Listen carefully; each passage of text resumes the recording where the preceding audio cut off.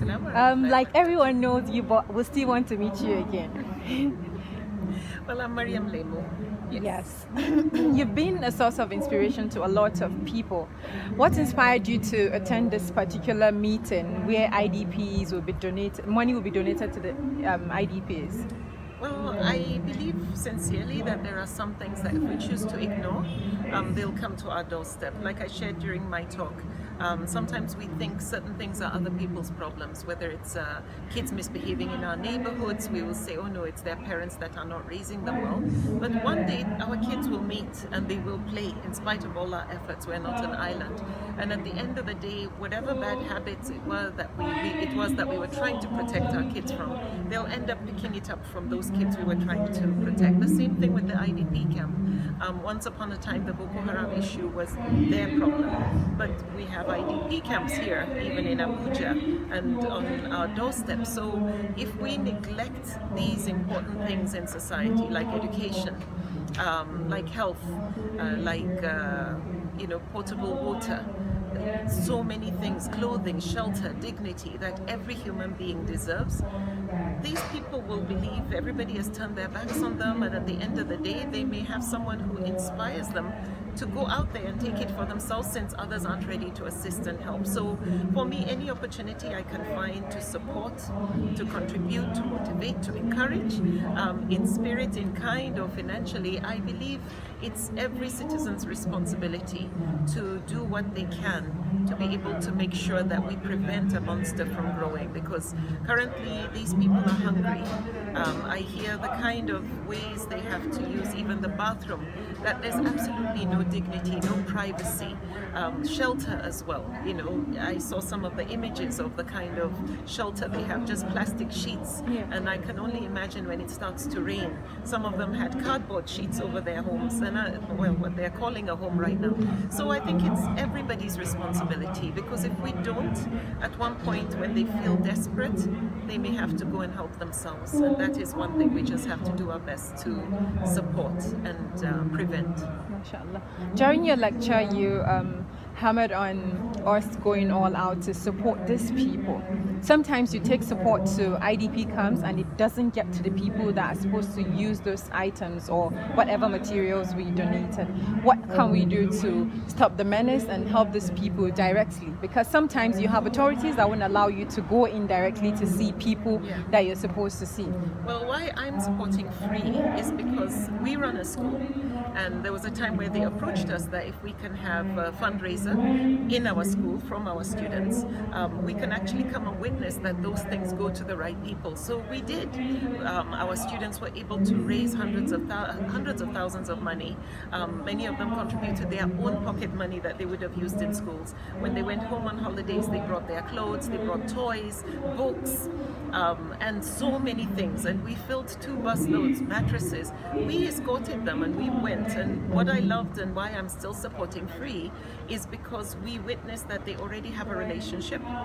They know the community heads in the IDP camps, and they made sure that, even though it was very difficult, because I know, like the mattresses we brought, I realized that some of the men who came to intercept were like, no, they would be the ones to share it, but the free members were able to stand their grounds, and we were the ones who personally handed it to the people that were supposed to receive it, women with children. So alhamdulillah, I think if there's anything we can do, find organizations that you know are credible, that are authentic, and that will make sure monies go, and then follow them when they go, so that you see that your money is actually going to the right places. That's what I believe.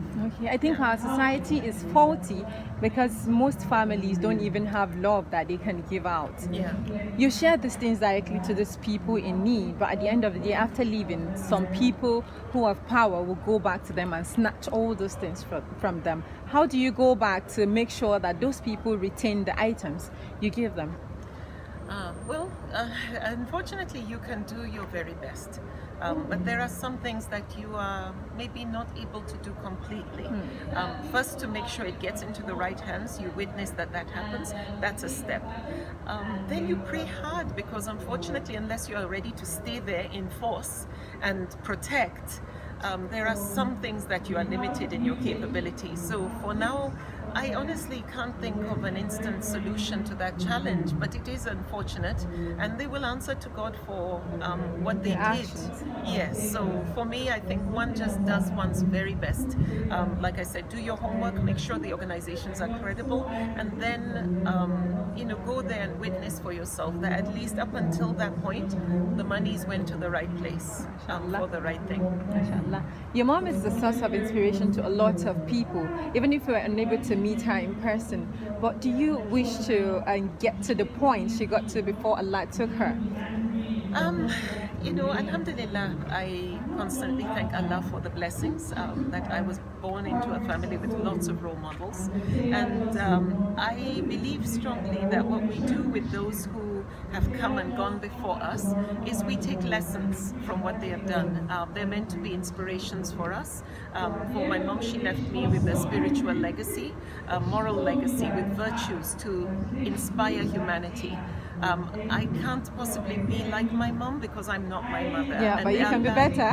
Well, Allah has created all of us unique and with our own unique gifts. Yes. So I know that I have things that my mother didn't have. And I know many times how she kept saying, I am so proud of you, I wish I could do this. So it keeps me focused in knowing that what you do when you admire people, when you see role models, is add value to yourself by taking their qualities, adding them to what you have, and then you have like a pimped up version of that thing you look at. So of course mine is always to improve on what I have. My mother was a beautiful human being, a beautiful soul, and for me my goal in life is to be able to achieve that, so that every life I touch hopefully will be a witness for me when I meet Allah, when I go home.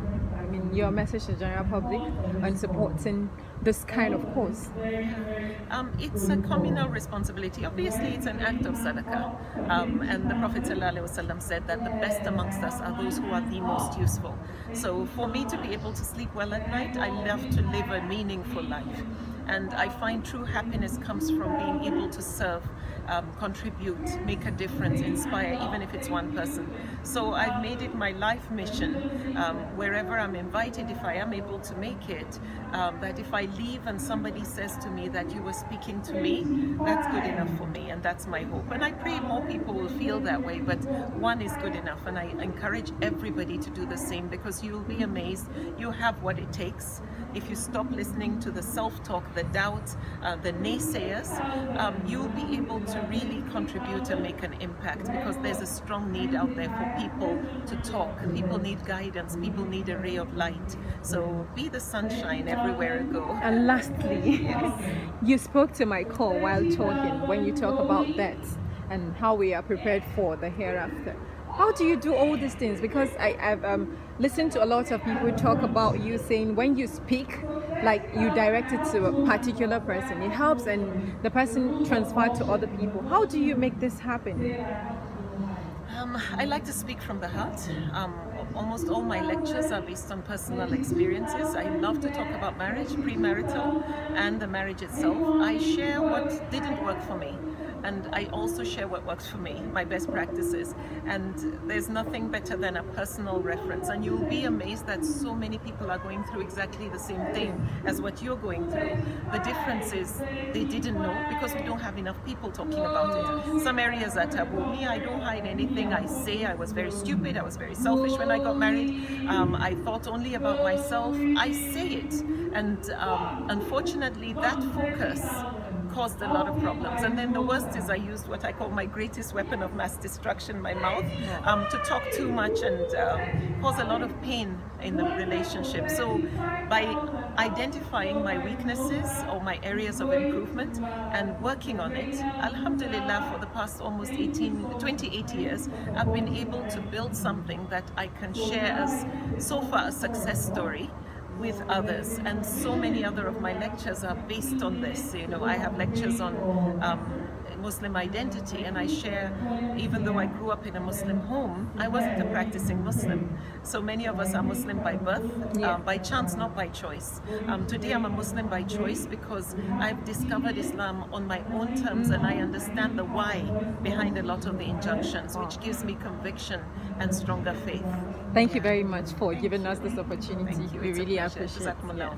MashaAllah. Thank you very much. Please, let's have a selfie with her. Finally, I'm meeting you and I'm so elated.